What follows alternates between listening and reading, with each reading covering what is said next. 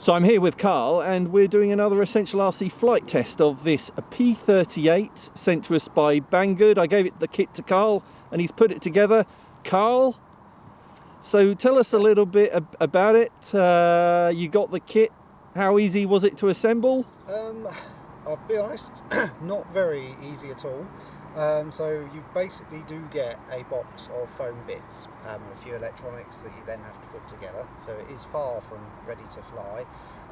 The instructions... It is a kit, isn't it? It is, yeah. And how good were the instructions? Not very good at all. So you can see it's just lots of big pictures, not much English, not much wording at all. Found there's a few rather important bits completely absent from the instructions as well. Right. So yeah, in terms of the instructions, I'd say step one is probably... Really? Do that? Yeah, completely useless. So did you do some research then? And yeah, so I think if you're a skilled modeler, you've been doing it a few years and you know the basics of planes and how they go together, how they work, I think you can sort of put it together yourself. So a few adaptations I made, I've seen quite a few people gluing on this nose piece. Right. It's all melted with the hot glue, it looks a mess. why did they do that?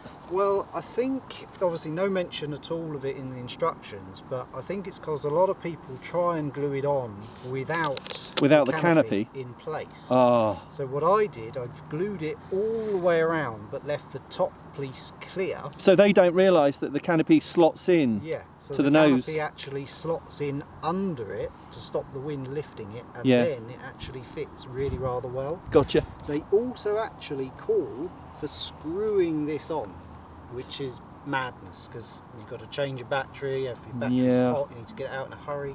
Not great. Yeah, so what I did, I put some Velcro on the back, nice simple Velcro on there, and then it slots in and just sticks down. Brilliant. Any other mods that you've done? Yep. I've noticed you don't have the landing gear on. No, I didn't want to put the undercarriage on. We fly from a grass field here that's quite rough. The undercarriage, the wheels are quite small, quite fragile, and it looks a bit naff flying a warbird with the wheels dangling down. Yeah, exactly. Okay. But I'd be worried about the clearance on those props then when you land, right? Yes, that's the only thing. So I've done a little bit of a modification, not the tidiest, I must admit, but this is a hand wash bottle, the pump action sort of thing. Oh yeah. Cut in half, glued on the bottom, just to give it that bit of lift for the ground clearance. Well, you could always paint that silver to match in, couldn't you? You could do, yeah, absolutely, yeah. Doesn't look too out of place. Other thing I did, brought the props in. So the motors are mounted on a wooden shaft in the foam. Yeah. They were a long way out. It looked a little bit untidy to me. So I've chopped those down by 20 mil. Yeah. It gets it all in, much tidier, much closer, just looks neater. All right. And centre of gravity. That was a long way off. I have had to put quite a lot of lead. So I've tried hiding it as best I can. One piece there. One piece there, and just for my personal reassurance, I've also put a carbon rod just embedded in the foam along there, just for a bit more stiffness and reassurance. Okay. So in a nutshell, this is really only suitable for an experienced aero modeler to put together, right? I mean, they're quite simple mods, but unless you knew and you put a few foamies together, you're not going to know to do this. Exactly. Okay, nice one. All right, well let's since this is a maiden flight, I think we've got to find someone to hand launch it while I film and you fly. What you shouldn't do is, as a pilot, hand launch yourself with one hand on the transmitter and one hand launching, because that is, 90% going to be a disaster. So let's find someone, let's get it in the air. Yeah. All right, ready? Yep.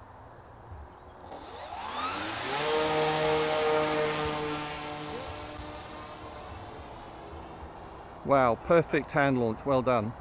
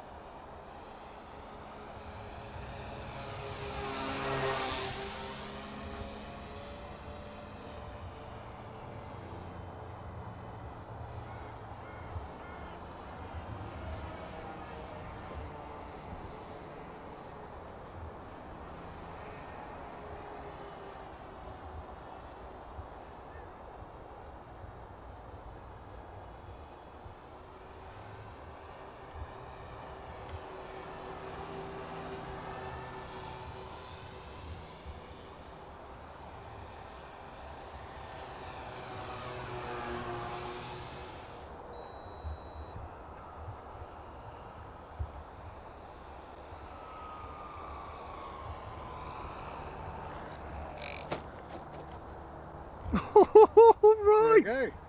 So yeah, How'd it fly? flies very, very well. So yeah, does require a lot of work. It is only a cheap model. It is cheap, have to say. yeah. The link to this is going to be in the video description, in the pinned comment.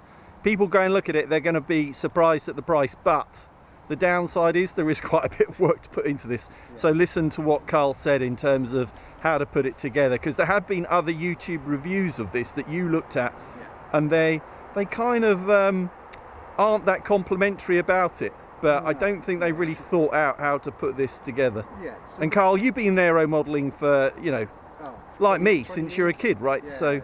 you pick up these things as you go along. Yeah, that's it. So yeah, the model itself, can't fault it. Flies really, really well. Instructions, bin them, waste of time. Tear them up like Carl did. Yeah, get some idea from them, but they're not gospel.